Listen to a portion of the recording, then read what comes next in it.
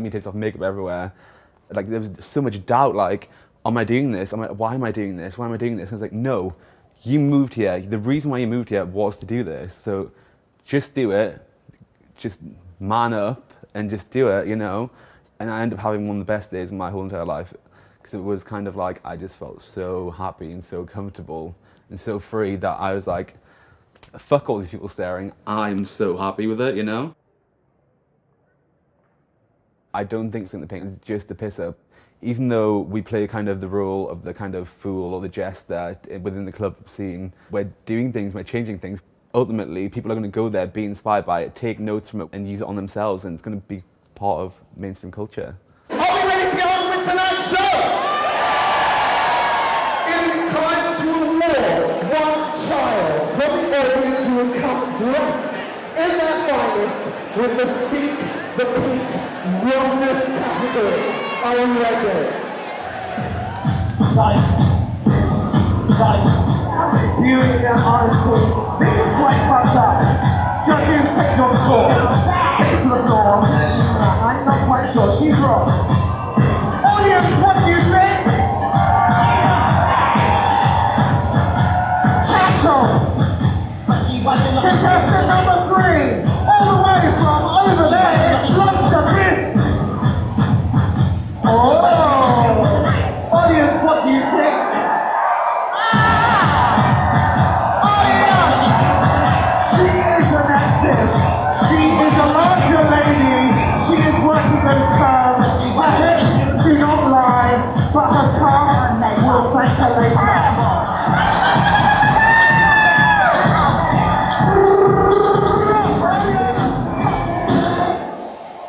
Lighting. The judges have made their decision. Can we have quiet, please? The winner of the Seek the Pink Wellness category is Geraldine! Congratulations, the winner of Seek the Pink Wellness is Geraldine! Let's hand over to your DJ for this evening. Make some noise for... Excuse me, Jack. Okay, bitches. So the judges room just got 6 more bottles of vodka. Those fucking judges don't need any more vodka. I know, hello. It's not about judges. It's all about annie. Trannies. Yes. Judging. Trannies rule this fucking backstage area. Just like, shut the fuck up. Sorry.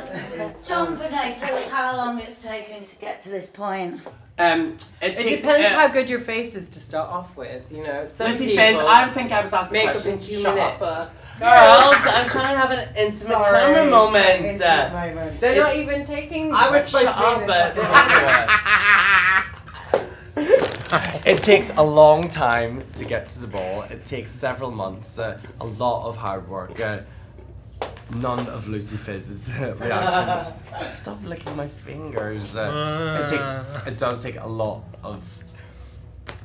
Maybe I'm drunk. Lucy Fizz is wild, but Lucy Fisk isn't quite as wild.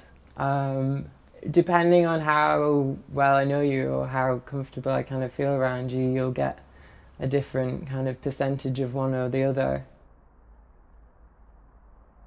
I came from, Burnley up north, a small, old industrial mining town, kind of on the down and out. I was a really geeky, bookish young boy, and I didn't have any friends at school. I was bullied. Even when I went to university in London, I still didn't kind of get on with anyone and didn't really have any friends. I think people found it really hard to place me because I was kind of half transitioning there. I did my first year as Luke, and then at the end of the year I changed my name and then went back the next term in September as Lucy. When I went to Glastonbury and then to Festival with Sing the Pink for the first times, it was a real kind of stepping stone and marker in me kind of accepting myself in a way, and realising that people actually didn't give a shit about who I used to be, and they loved me for who I am. And over the years, the friends that I've made through Sink the Pink have kind of become like my London family in a way. To find a place where my struggles are celebrated, it just makes it everything so much more worthwhile, and I know that I've done the right thing. I'm so happy. The other week it was my anniversary. It was 8 years since I had my surgery, and I went out and had a party with all my friends to celebrate it. I look back through Facebook and maybe I'll go and find someone who I didn't particularly like at school and look at what they're doing and look at what I'm doing, and I'm like, yeah, I win!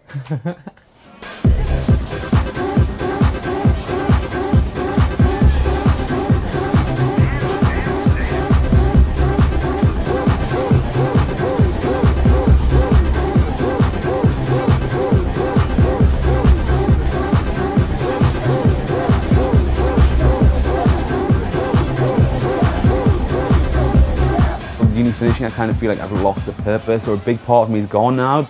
I love it here, I'm not leaving. I can't be myself in Newcastle.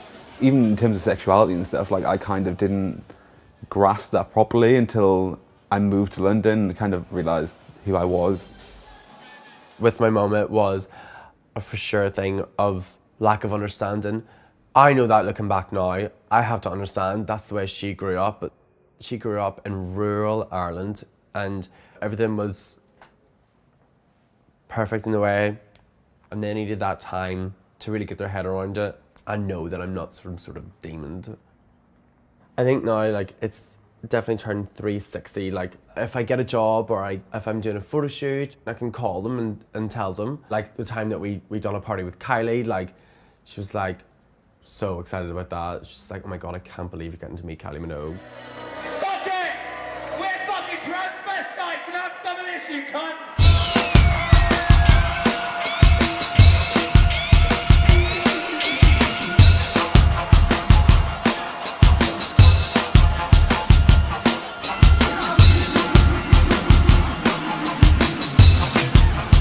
There's a potential to make money in these alternative queer things like there never has been before, if you have the time and the dedication and the desire to actually see it through.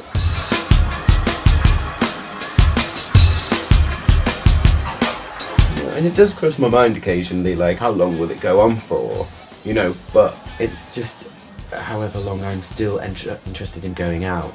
My weekends are not usually consumed with going to Reading to look at some old interior design brochures or something. Like, it's just I'm not doing that.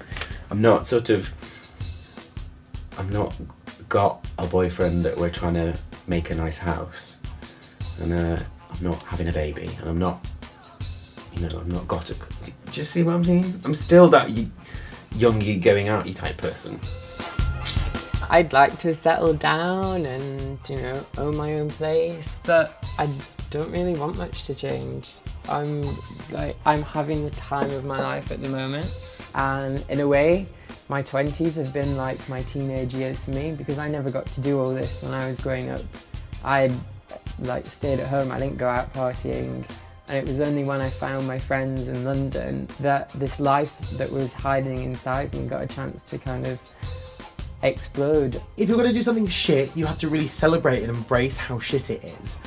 It's like if you've got this really hardcore face that's really beaten and really poised and really beautiful and really perfect, it stops you from putting yourself out there in the way that you need to have a certain vulnerability to really be something special. So that's why no matter how much Sink the Pink rehearses, they're always going to have that, because they're also dodgy anyway. There's always going to be someone who trips. Things are getting really exciting with Sink the Pink, and we're doing a lot of things. After Summer Ball, we're going to sit down and properly plan out a year-long plan. I think there's still yet more to come. Well, I know there is.